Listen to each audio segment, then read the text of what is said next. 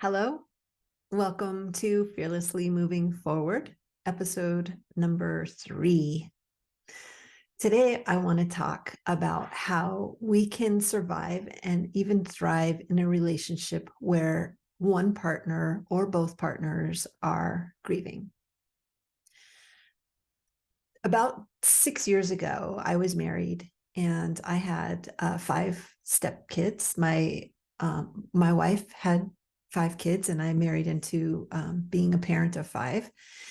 And one of the kids, she was 15 at the time, got diagnosed with leukemia.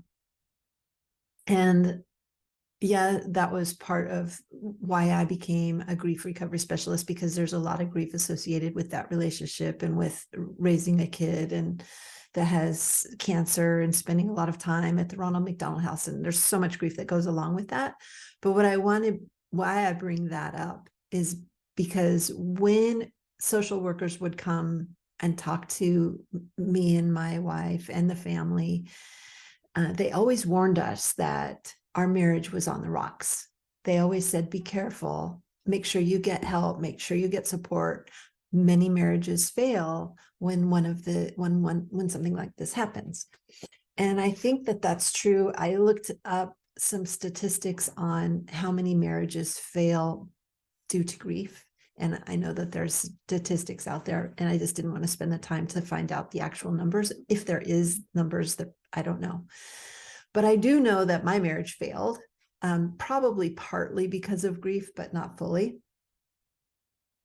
But I thought it was interesting that we were warned about our marriage being on the rocks because of the grief. And so through coaching, have learned so much about how to be in a relationship that's healthy. And so I'm going to talk a little bit about coaching, and then I'm going to turn that into how we can support our partner who is grieving, or how we can both manage grief together if it's a mutual loss. So as a coach, I coach people on emotional adulthood versus emotional childhood. Let me explain what that is a little bit for those of you that might not know. Emotional childhood is where we believe that someone else, something outside of us, can create our feelings. And we were kind of taught this in school. We were kind of taught this when we were kids. Like, our parents were the original people that taught us that. Like, you made me so happy. You did this thing and it made me so happy. Or you did this thing and it makes me so mad, or so disappointed, or fill in the blanks. Teachers said this, you all were so good. You made me so proud. And we started to believe that we could have an effect on another person's feelings by acting a certain way. So if I act really good, like if I clean the house, then I'll make my mom happy. And we also learn that other people's actions can create feelings inside of us. So if my spouse or my partner doesn't come home on time, I am angry. It makes me mad. If they don't listen to me, it makes me mad. If they do the dishes, I feel like cared for.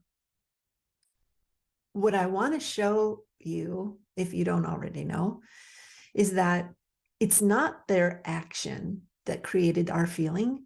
It's our thought about their action that creates the feeling that we have. So if our partner does the dishes and we feel good about it, we have the thought that they care about us, that they are concerned with our happiness, which makes us feel happy because we feel cared for. But it's because of the thought we have, not because of their action. So that's a lot to take in, and it's a lot to sit on and think about. But remember that no one can create a feeling inside of you until you have a thought about what they've done. So we come to the grief manual. Our grief manual is our thoughts about how our partner should be grieving. Our thoughts about how we should be grieving as well. We have a grief manual for ourselves too. Like, it shouldn't be longer than a year. Or, if you're grieving, I would imagine, which is what I've done, is I researched how long is this going to take? How long How long should my broken heart last? How long does it take to get over a divorce? How long does it take to stop being in love with someone? But that is the grief manual right there, trying to figure out the rules about the grief that I was feeling. There are no rules. So the grief manual is for you and for your partner, which is your idea about how it should go down. And like, I've had comments from people who are in relationships with someone who's grieving, and they say, gosh, he cries every night still. It's been so long. And my answer to them is, how long should it take? What is your idea about how long they should be crying? What if they cry forever for the rest of their lives every night? Is that a problem, and why? Because we don't know. And it's not up to us to decide how our partner should grieve. And I think why relationships struggle in grief, especially when it's mutual grief, is I'm grieving one way and they're grieving another way. And it's not the same as what I'm doing.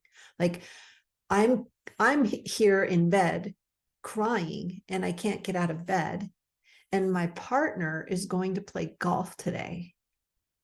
How dare they? Right? But maybe that's how they grieve. Maybe that's what they do to grieve, is get outside in nature. Maybe spending time with their friends. We don't know, right? So to be in a relationship with someone who is grieving takes a lot of emotional adulthood, which means nothing they do can really affect your feelings until you have a thought about what they're doing. And if you have this thought that they shouldn't go out and play golf because they're not showing the same amount of grief that you're feeling, or they're enjoying their life and you're stuck in bed and you have all these thoughts about what's happening, you have to close that manual. You have to let your partner grieve the way they grieve. And you have to allow yourself to grieve the way you grieve too. Don't put time frame on it. Don't put, okay, I'm going to let myself grieve for 3 months and then I'm going to get busy. It doesn't work. It doesn't work.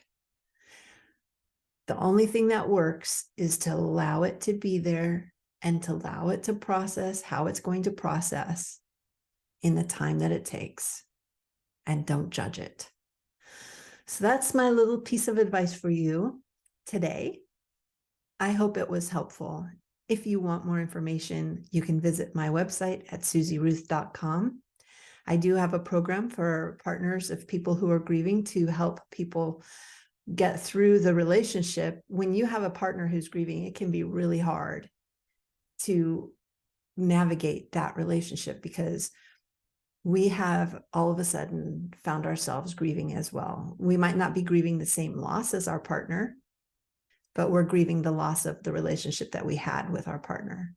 Because remember, grief is any change in a familiar pattern, any loss. So the partner of someone who is grieving is also grieving. It might not be the same, but it is definitely grief, and I will help you work through that. So if you want more information, visit my website, reach out to me. We can do a consultation if you'd like, but I do want to help you. So I hope you have a great day, and I will talk to you next time.